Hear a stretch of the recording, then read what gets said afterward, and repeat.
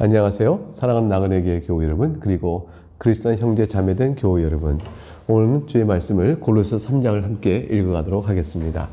우린 골로새서 2장 어제 살펴본 본문에서 사도 바울이 골로새 교회에 경계하라 말했던 세 가지 이단 사주에 대해서 살펴봤습니다. 첫 번째는 구약의 의식들, 할례나 절기 같은 것들 지켜야만 그리스도를 믿음으로 부족하고 그걸 지켜야만 구원을 받는다라고 말한 율법주의적 의식주의를 강조하는 그러한 이제 이단들이 있었죠. 이런들은 뭐 할례 받지 않으면 그리스도 믿어도 소용없다고까지 말하는 데가 나가겠죠.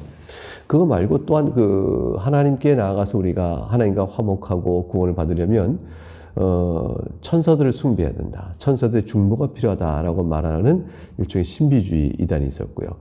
또 나아가서 우리의 육체의 정욕과 싸워 이기려면 그 기본적으로 금욕을 해야 한다. 그래서 육체의 기본적인 욕구마저도 금하기를 명하는 그러한 이제 이단, 금욕주의적 이단들이 있었습니다.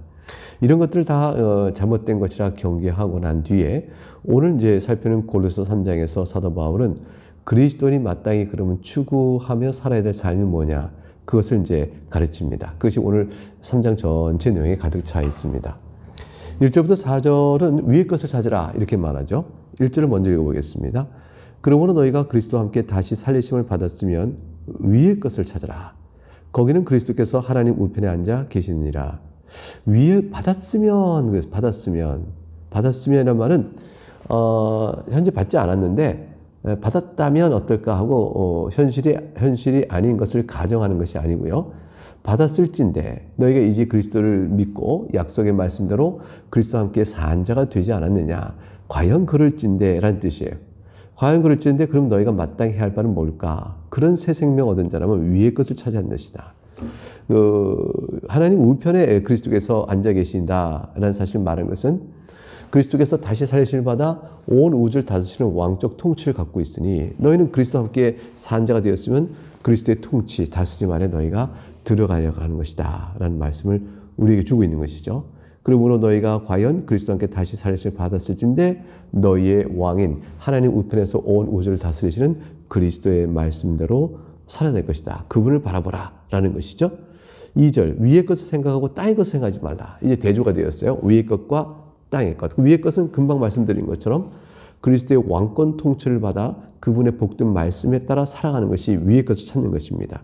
그럼 땅의 것은 어떻게 되는 것일까? 그것은 이제 밑에 아래 5절에서 설명이 나옵니다. 그때 말씀드리도록 하죠.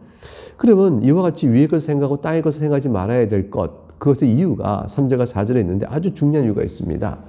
이는 너희가 죽었고 너희 생명이 그리스도와 함께 하나님 안에 감춰졌습니다. 너희가 이제 그리스도를 믿음으로 그리스도와 함께 다시 살리심을 받은 자가 아니냐. 그것은 무엇을 의미하는가?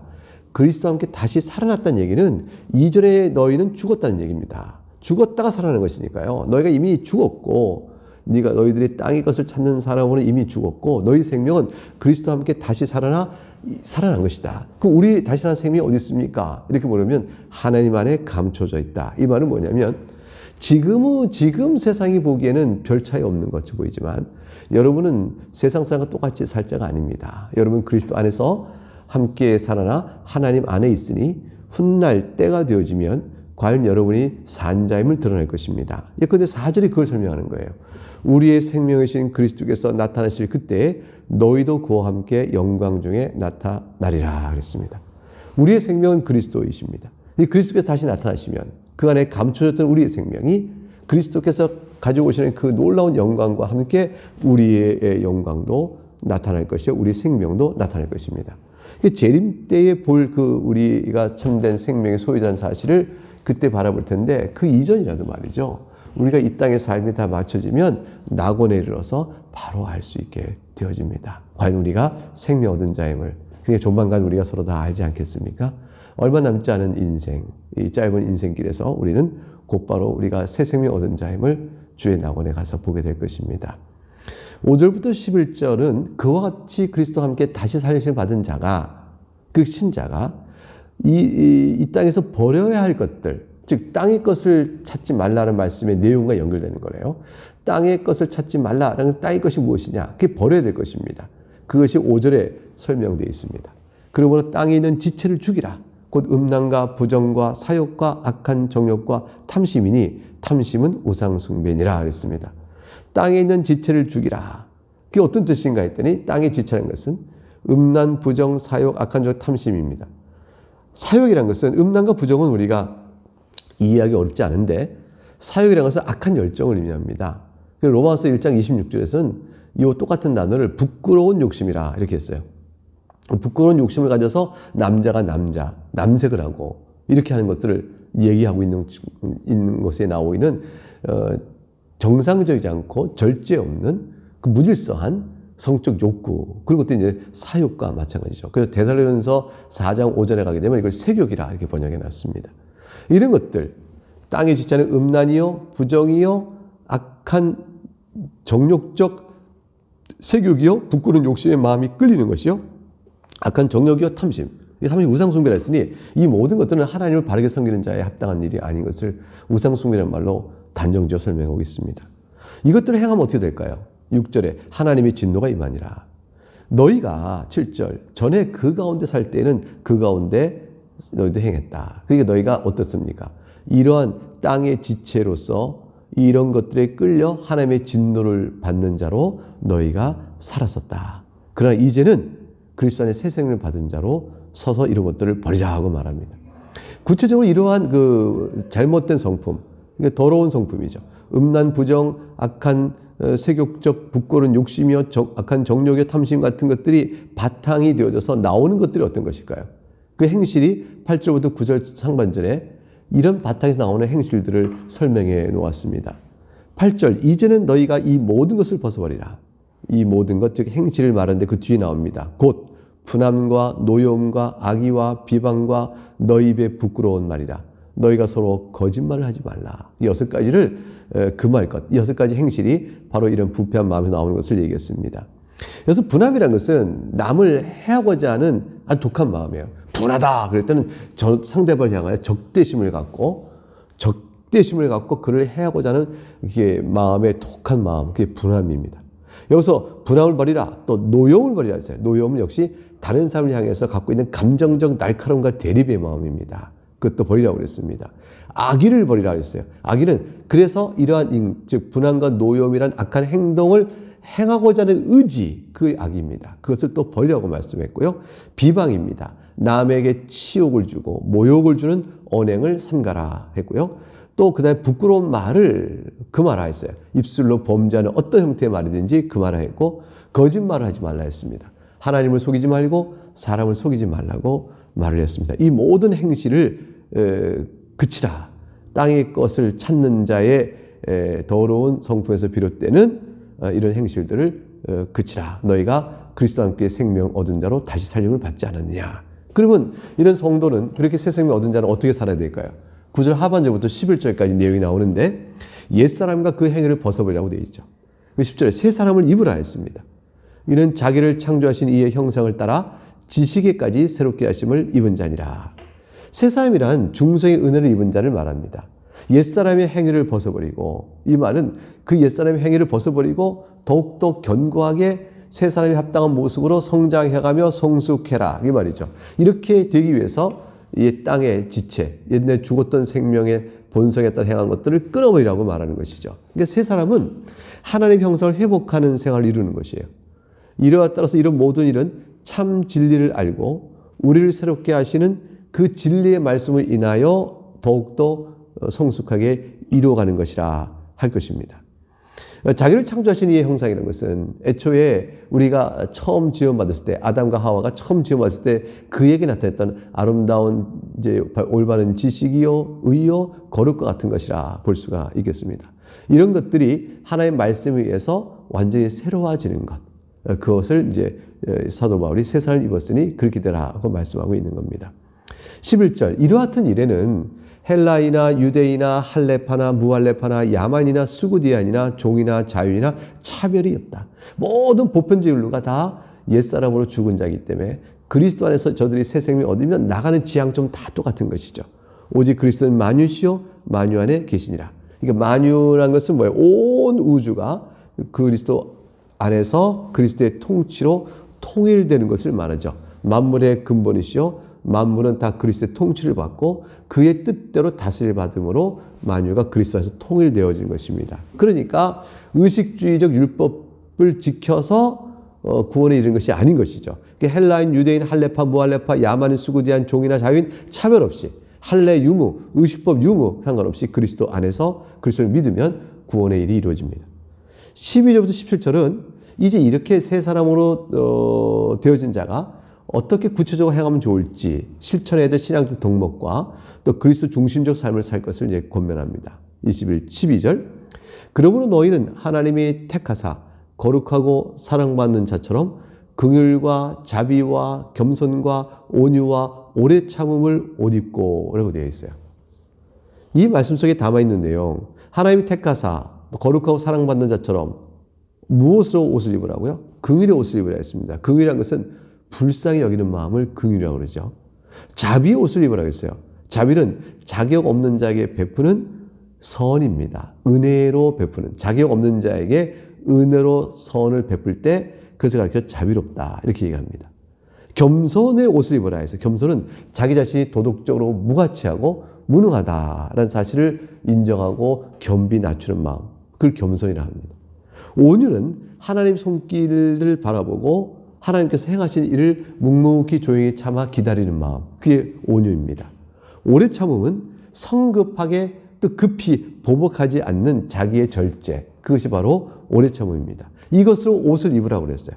불쌍히 여기며 자격 없는 데 베푸시는 하나님의 은혜의 선하심을 또 의지하고 그걸 받은 자로 불쌍히 여기는 이걸 하나님 앞에서 보면 하나님에게서 불쌍히 여기는 것을 은혜 입고 자기 없는 데 베푸신 은혜의 선을 받아 감사하고 그래야 자신의 도덕적 무가치성과 무능력을 인정하며 오직 하나님께만 의로움이 있음을 인정하고 그리고 하나님께서 이 일을 행하실 것인즉 주의 다스림의 손길을 잠잠히 참아 기다리며 그리고 성급히 자신이 나서지 않고 자기 마음을 절제하는 모든 은혜를 주께로부터 받은 자 그런 자가 되도록 하라 옷 입으라 그랬습니다. 이렇게 갖춰지면 어떤 이제 인간 사이에 실천 덕목이 생기냐면 13절과 14절 말씀 보면요. 누가 누구에게 불만이 있거든 서로 용납하여 피차 용서하되 주께서 너희를 용서하신 것 같이 너희도 그리하고 이 모든 것 위에 사랑을 더하라. 이는 온전하게 매는 띠니라. 이렇게 되어 있습니다.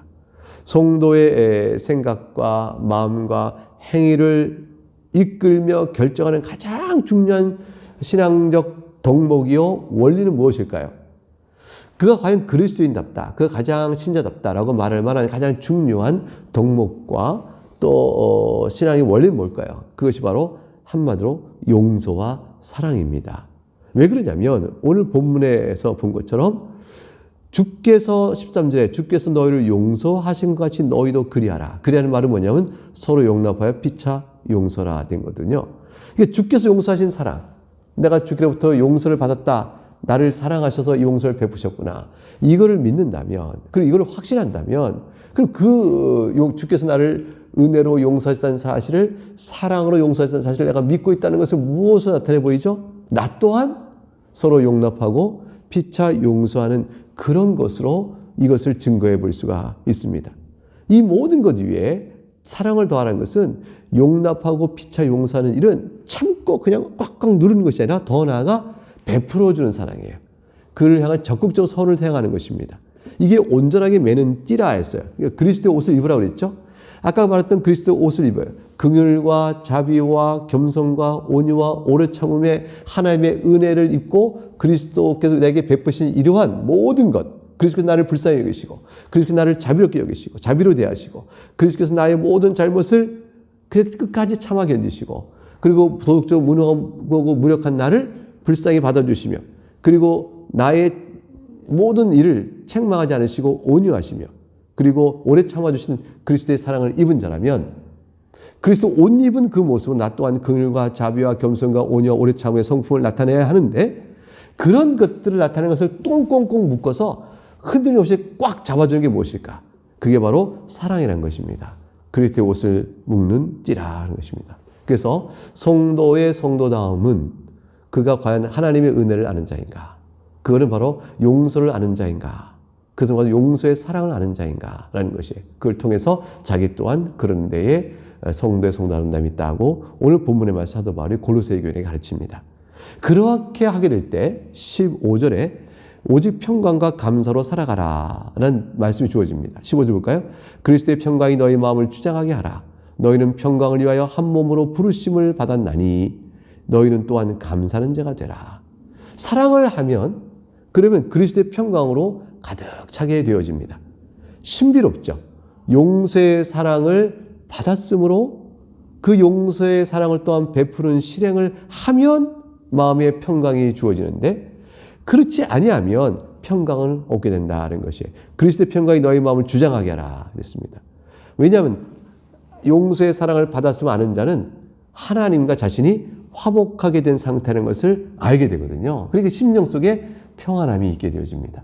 그 평안함에 더하여 이러한 화평을 내게 주신 하나님께 감사하는 마음이 되죠. 그래서 용서의 사랑을 받은 자는 하나님과 화평하며 또 하나님께 감사하는 자로 그 믿음의 삶을 살아가게 되어집니다. 이러한 일들은 교회 안에서 더 풍성해져야 하는 것입니다. 16절에 그리스도의 말씀이 너희 속에 풍성히 거하여 모든 지혜로 피차 가르치며 권면하고 시와 찬송과 신령한 노래를 부르며 감사하는 마음으로 하나님을 찬양하고 또 무엇을 하든지 말이나 일에나 다 주 예수의 이름으로 하고 그를 힘입어 하나님 아버지께 감사하라. 말씀이 너희 가운데 풍성히 거한다. 이 복수잖아요. 교회입니다.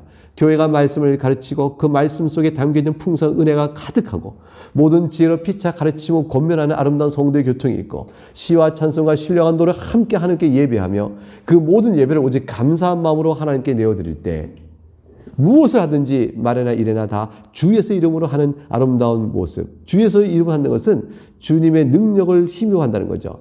그리스도와 연합한 자, 믿음으로 그리스도와 연합한 자는 그리스도의 말씀을 따라 순종하잖아요. 그리스도의 말씀에 따라 순종할 때 그에게 능력이 나타나는 것이고 그리스도의 이름으로 하는 것이 되죠. 그래서 교회 안에 함께 공동체가 하나님의 사랑을 입고 예배하며 그리고 또 무슨 일을 하든지 서로 그리스도에게 받은 은혜대로 서로를 대하는 관계 속에서 하나님께 감사하는 삶을 살아갈 것이다. 이게 교회 모습을 이렇게 보여주고 있는 것입니다. 이런 맥락 속에서 18절부터 25절에는 인간관계 속에서 성도가 지켜야 될 덕목이 뭔가를 설명합니다. 18절 아내들아 남편에게 복종하라 이는 주 안에서 마땅하니라. 복종하라는 것은 열등한 존재니까 복종하는 뜻이 아니에요. 그게 아니고 질서를 하나님이 그렇게 세우셨으니 그게 따르는 뜻입니다. 남편들은 어떻게 해야 될까요? 아내를 사랑하며 괴롭게 하지 말라. 이것은 적극적인 측면에서 사랑하고 소극적인 측면에서 괴롭게 하지 말라는 것이니까 화나게 하고 비탄에 잠기게 하는 행위를 하지 말라는 것이죠. 타락한 인간은 아내를 그저 폭력으로 대하고 무관심의 희생으로 대하는 그러한 일들이 많았고 그 당시에 성경에 쓰일 때 문화가 그랬습니다. 이방 문화가 다 그랬는데 성경은 놀랍게도 이러한 사실을 알려주고 있습니다. 20절에 부모와 자녀 관계는 어떻게 될까요? 자녀들아 모든 일에 부모에게 순종하라. 이는 주 안에서 기쁘게 하는 것이라. 순종한다는 말은 경청에 듣고 그 뜻을 따라가는 것을 의미하죠. 부모와 자녀 간에는 하나님이 세우신 권위와 질서가 있습니다. 21절 그러나 이 권위와 질서를 방지하여 자녀를 노엽게 하면 안 된다고 21절에 권면합니다. 아비들아 너희 자녀를 노엽게 하지 말지니 낙심할까 함이라. 주의 교양과 훈계를 양육해야 되는데 노엽게 하면 어떻게 양육을 할 수 있겠어요? 그렇게 해서 경계를 줍니다. 22절 종들아 이 종들은 어떻게 해야 될까요? 주인과 종의 관계, 사회적 관계죠. 종들아 모든 일에 육신의 상전들에게 순종하되 사람을 기쁘게 하는 자와 같이 눈가림만 하지 말고 오직 주를 두려워하여 성실한 마음으로 하라. 무슨 일을 하든지 마음을 다하여 주께 하듯 하고 사람에게 하듯 하지 말라. 이는 기업의 상을 주께 받을 줄 아나니 너희는 주 그리스도를 섬기느니라. 눈가림하지 말고 성실한 마음으로 해라. 대조죠. 눈가림하는 것은 불성실한 마음으로 대충대충 하는 것이. 한 것처럼 폼만 내는 거죠. 마음을 다하라. 23절. 근데 그 마음을 다하는데 하나님께 대하라 그랬어요. 사람을 대하지 말고. 왜냐하면 기업의 상을 주께 받을 줄 아나니 이 기업의 상이라는 것은 이 땅에서 행한 일에 대하여 하나님께 나중에 베푸시는 은혜의 상입니다. 하나님의 칭찬이죠. 하나님께 이 땅에 우리가 사랑을 보시고 나를 칭찬하세요. 그리고 그 칭찬을 받을 줄 알고 너희는 이 땅에서 오직 주 그리스도를 섬기라. 그러면 25절에 불의를 행한 자는 불의의 보응을 받을 것이요 주는 사람을 외모로 취하심이 없으니 나중에 너희가 그리스도를 진정으로 섬기면 그 참된 선교하는 자를 주께서 외모로 취함이 없으니 속지 아니하시고 그리고 너에게 마땅히 상으로 갚아주실 것이라. 그러나 반대로 너희가 불의를 행한다면 어떻게 되느냐? 불의의 보응을 받을 것이라. 하나님을 속이려 하지 마라. 하나님은 사람을 외모로 취하심이 없느니라. 네, 여기까지가 오늘 살피는 교훈의 말씀입니다. 많은 교훈을 우리가 참 기쁘게 받습니다. 우리 자신을 돌아보면서 주의 도우심을 구하는, 그다음 이렇게 아름다운 성도의 모습을 살아가 하나님을 기쁘게 해드리는 우리 모두가 되었기를 참으로 진실로 축복하며 바랍니다. 내일 다시 만나겠습니다. 감사합니다.